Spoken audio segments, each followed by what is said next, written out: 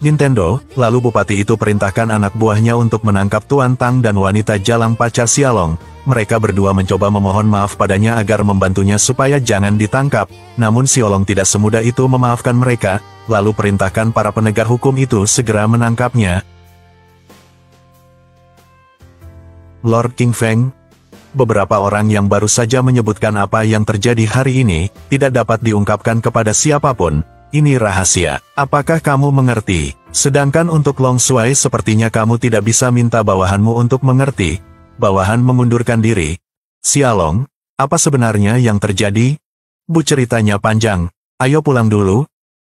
Ingin menjadi Long Shuai hanya awal saja. Anda harus membaca buku rahasia ini dengan hati-hati. Temui saya di Wolong Villa dalam 2 hari. Xiaolong pun menyanggupi tawaran Jenderal King Fen untuk menyamar menjadi Long Shuai demi menyelamatkan kerajaan dari para pengkhianat yang mencoba merebutnya, karena wajahnya benar-benar mirip, bahkan tingkah lakunya pun sangat mudah ia kuasai. Di hari pertama, ia dilatih bela diri terlebih dulu, namun Jenderal King Feng ini tidak tahu, jika sebenarnya Xiaolong ini sebenarnya punya kekuatan juga, hanya dia orang pura-pura bodoh saja. Untuk latihan pertama, ia menghadapi 2 pengawal Jenderal King Feng, namun sangat mudah ia mengalahkannya, seakan tak percaya, karena Xiaolong menguasai jurus penangkap naga. Jenderal King Feng pun turun tangan untuk mengetesnya, namun itu sangat mudah bagi Xiaolong.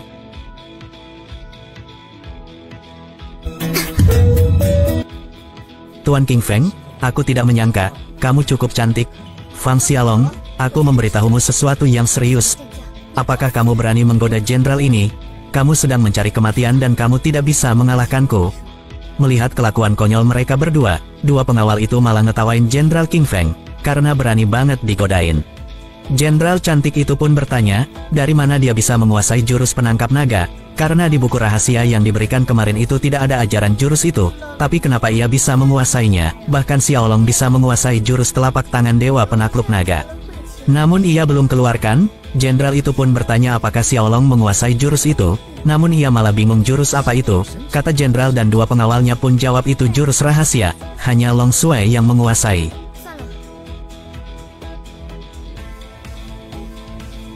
Mengapa King Feng menatapku seperti itu? Jenderal cantik itu justru salah tingkah dibuat.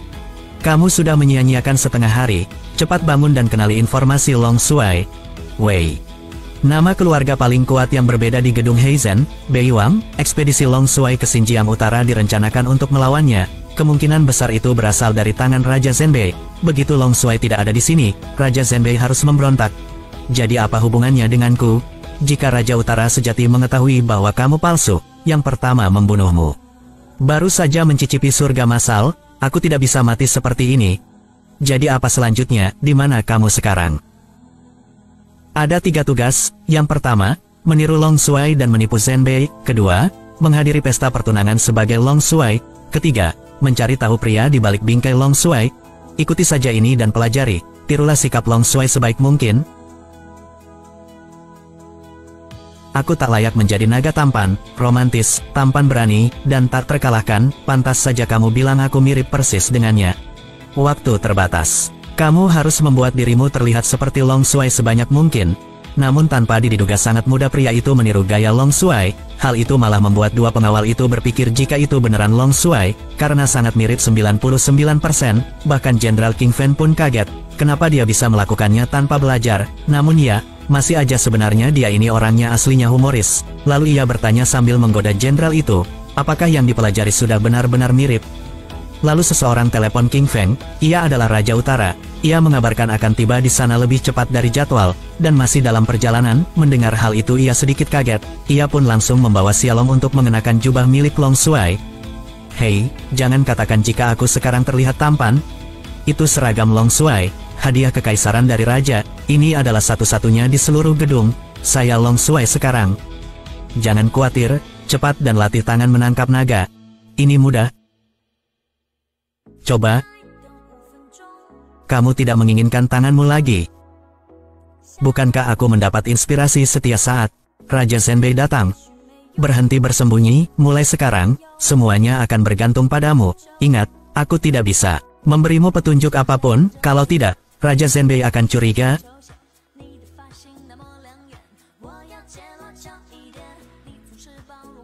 Liang Siki bertemu Long Shuai.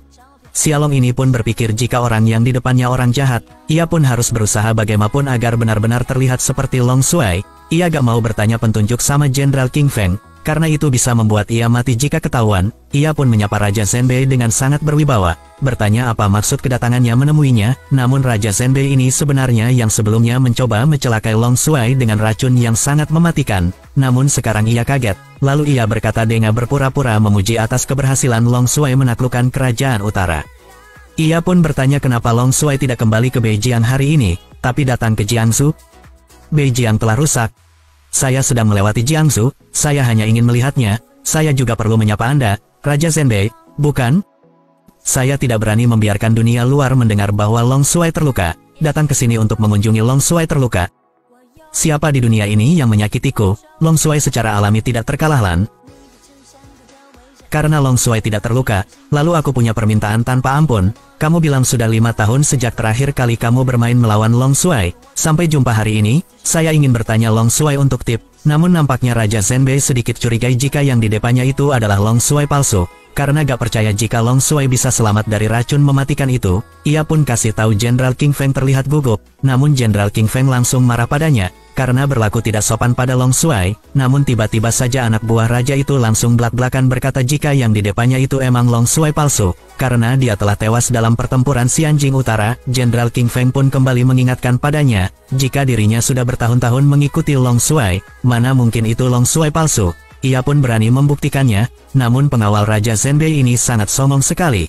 Ia tetap kekeh tidak percaya jika itu benaran asli Long Shuai. Ia pun bisa membuktikan juga jika perkataannya bukan omong kosong. Wang Jingtao, kamu sangat berani, apakah kamu ingin lakukan hal berikut? Mengapa Jenderal King Feng begitu gugup? Mungkinkah Anda menemukan orang ini menyamar sebagai dia? Wang Jingtao berani sombong di depan Long Shuai, tampaknya Anda sedang mencari kematian. Jenderal King Feng, orang di depanku benar-benar bukan Long Shuai. Kamu menemukan seseorang yang berpura-pura menjadi Long Shuai, kamulah yang dihukum mati, Jenderal King Feng. Apakah Long Shuai itu asli atau palsu? Kita akan tahu setelah kita mencobanya. Mengapa orang dewasa membutuhkan omong kosong? Biarkan aku menghapusnya ini, Long Shuai palsu dulu. Namun dengan sombongnya Jingtao masih berani menantangnya, karena ia begitu yakin yang di depannya ini palsu, dan gak akan bisa menggunakan jurus andalan Long Shuai. Namun dia gak tahu, jika sebenarnya Xiaolong ini bisa kuasai jurus itu, lalu ia pun membuktikan jurus rahasia itu pada pengawal sombong itu. Wang Jingtao pun tetap sombong dan sangat percaya diri lalu ingin menghajarnya. Namun hanya dengan satu cengkraman saja, dia sudah mengerang kesakitan, cahaya naga keluar dari tangannya, lalu anak pria itu dengan satu tangan saja. Jurus itu bernama Senandung Pembunuh Naga. Apakah kamu juga tahu tentang penculik naga? Raja Zhenbei pun terlihat kaget, padahal ia yakin banget dia itu palsu. Namun kenapa dia menguasai jurus rahasia itu? Xiaolong pun bertanya padanya jika jurus siapa saja yang dia pakai tadi. Ia pun menjawab itu adalah Long Shuai. Lalu selain hanya Long Shuai, apakah ada orang lain yang mengetahuinya? Jika tidak, maka apakah saya palsu? Bukan karena saya tampan, saya hanya ingin datang ke Jiangsu untuk kedamaian dan ketenangan. Saya tidak menyangka Anda ingin melakukan hal seperti ini. Aku tidak beranu, hanya saja kami mendapat gosip, demi keselamatan sang pahlawan. Itu sebabnya kita harus berjaga-jaga.